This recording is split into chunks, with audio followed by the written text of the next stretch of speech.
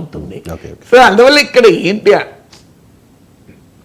ఇక్కడ మనకు అర్థం కావాల్సింది అంటే అనివార్యంగా లోకేష్ అలాగే పవన్ కళ్యాణ్ అనేటువంటి కంపారిజన్ వచ్చినప్పుడు పవన్ కళ్యాణ్ మోర్ అసర్టివ్గా, మోర్ ఇన్ఫ్లుయెన్షియల్గా కనబడుతున్నాడు. ఇది టీడీపీ వారు అంగీకరించలేని పరిస్థితికి వస్తుంది. ఎందుకు వస్తుంది అంటే మరి ఎలా, మా పరిస్థితి ఏంటి అంటే చంద్రబాబు నాయుడు ఏమో ఉన్నంత కాలం పవన్ కళ్యాణ్ క్రియాశీలకంగా చంద్రబాబు నాయుడు వ్యవహరిస్తున్నంత కాలం పవన్ కళ్యాణ్ మీకు లోకేష్కు ఆ అవకాశం రాదు. పవన్ కళ్యాణ్ డెఫినెట్గా ఆధిక్యత సాధిస్తాడు, పవన్ కళ్యాణ్ అసర్ట్ చేసుకుంటున్నాడు. అందువల్ల అని చెప్పి చంద్రబాబు నాయుడు క్రియాశీలకంగా ఉండొద్దని అనలేము. ఈ డైలమా అనేది టీడీపీలో కనబడుతోంది. ఇప్పుడు మీకు ఏమీ రాధాకృష్ణ కూడా తన వ్యాఖ్యానాలు చేసినట్లు మర్రి చెట్టు కింద ఏ చెట్టు మొలవదు, చంద్రబాబు నాయుడు క్రియాశీలకంగా ఉన్నంతకాలం లోకేష్గా గుర్తింపు రాదు, ఇలాంటి వ్యాఖ్యానాలు ఎందుకు చేస్తున్నారు అంటే ఈ కంపారిజన్ అంటే చంద్రబాబు నాయుడు పవన్ కళ్యాణ్ల కంపారిజన్ చంద్రబాబు నాయుడే పెద్ద, చంద్రబాబు నాయుడే నాయకుడు, అందులో డిస్ప్యూట్ లేదు. ఆ విషయంలో పవన్ కళ్యాణ్ కూడా వేరే రకంగా వివరించడం లేదు. కానీ పవన్ కళ్యాణ్ లోకేష్ కంపారిజన్ వస్తే ఇప్పుడున్న రాజకీయ పరిస్థితుల్లో ఖచ్చితంగా పవన్ కళ్యాణ్ది ఆధిక్యత కనబడుతోంది. ఇది టీడీపీ వారు ఇప్పటికిప్పుడు పవన్ కళ్యాణ్ పైన వ్యతిరేకత లేకపోయినా తమ పార్టీకి ఇది నష్టంగా ఉండే ప్రమాదం ఉంది అని భావిస్తున్నారు. తమ పార్టీకి నష్టంగా ఉంది అనే ప్రమాదం ఎందుకు భావిస్తున్నారంటే 29 తర్వాత 34 తర్వాత చంద్రబాబు నాయుడు క్రియాశీలకంగా ఉండలేడు, అప్పటికి లోకేష్ ఎమర్జ్ కాడు, పవన్ కళ్యాణ్ ఏమో పవర్ఫుల్ అవుతాడు, బీజేపీ కూడా ఆయనకు అండగా ఉంటుంది.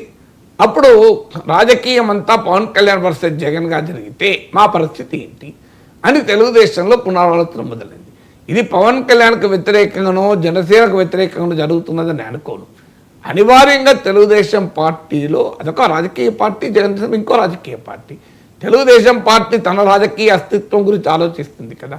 అందువల్ల తెలుగుదేశం నాయకులు తొందరపడకపోతే అంటే లోకేష్కి కూడా ఈక్వల్ స్టేచర్ ఇవ్వకపోతే ఇది టీడీపీ జనసేనల మధ్య అసిమెట్రీగా మారుతుంది. అంటే పవన్ కళ్యాణ్ లోకేష్ల మధ్య ఉన్న అసిమెట్రీ కాస్త పవన్ కళ్యాణ్ లోకేష్ల మధ్య ఉండే అసిమెట్రీ కాస్త టీడీపీ జనసేనల మధ్య అసిమెట్రీగా మారుతుంది. అంటే అసమానతలుగా అంటే అసిమెట్రీ అంటారంటే ఈక్వల్ సిచ్యువేషన్ లేని పరిస్థితిని. సో ఇది ఎట్లా తమకు ఫ్యూచర్కు నష్టం జరుగుతుంది అనేది టీడీపీ వారి ఆందోళన.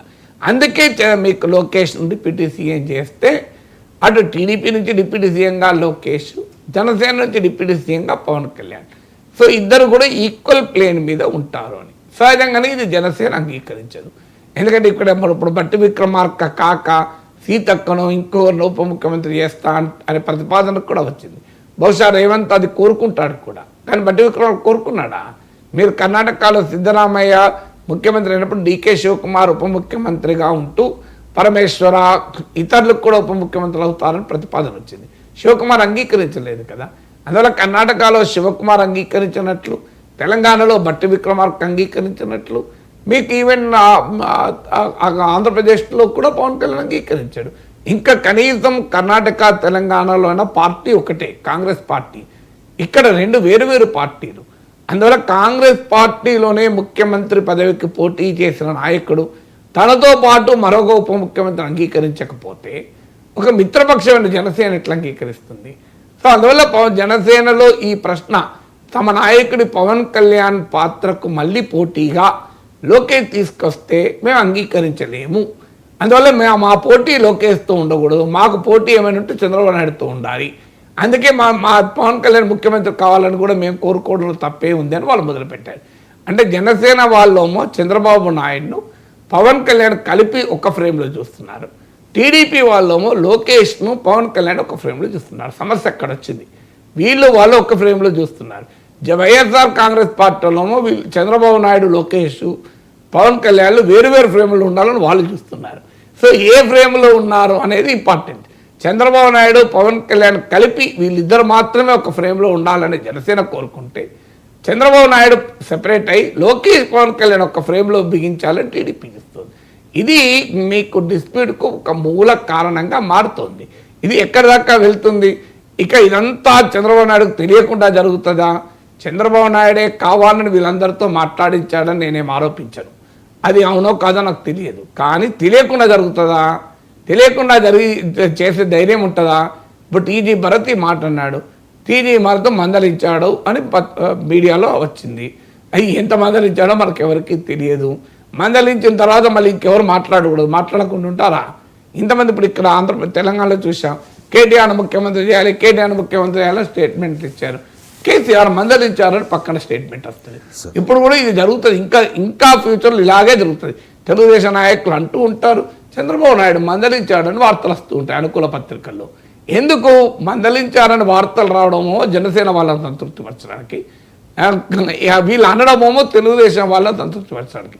నాకు ఇప్పటికి గుర్తు, మాకు చిన్నప్పుడు మా ఒక తిక్కలోడు ఉండే మా బంధువులలో, బాగా తిక్కల అబ్బాయి వాడు.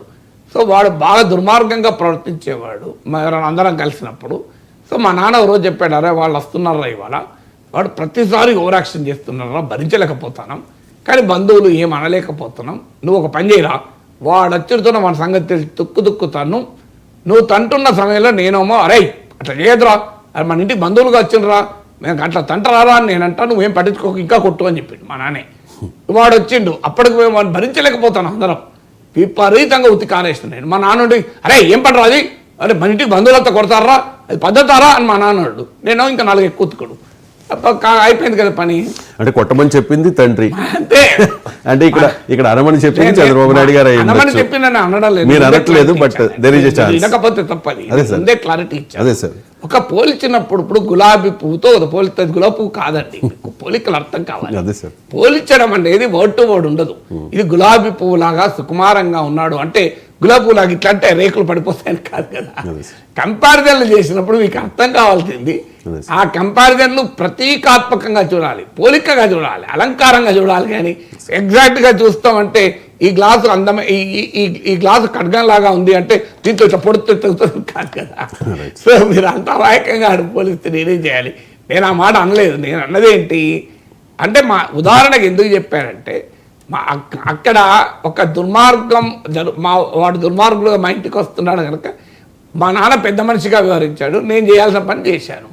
ఇక్కడ కూడా జరిగేది అదే. చంద్రబాబు నాయుడు చేయిస్తున్నాడని నేను ఆరోపించడం లేదు, కానీ చంద్రబాబు నాయుడు నష్టకపోతే చంద్రబాబు నాయుడు కనుక తీవ్రంగా ఫీల్ అవుతాడు అనుకుంటే ఏ తెలుగుదేశం నాయకుడు మాట్లాడేది. చంద్రబాబు నాయుడు మైండ్ తెలియకుండా ఇప్పుడు కేసీఆర్ మందలిస్తాడు నిజంగానే అనుకుంటే కేటీఆర్ ముఖ్యమంత్రి చేయాలని ఎవరైనా అంటారా అండి? ఏ టీడీపీ నాయకుడైనా చంద్రబాబు నాయుడు కోపానికి గురి కావాలని కోరుకుంటాడా? అది కామన్ సెన్స్ చెప్తుంది కదా. చంద్రబాబు నాయుడుకి ఇష్టం లేని మాట మాట్లాడగలరు టీడీపీ వాళ్ళు, మాట్లాడతారు ఎవరైనా.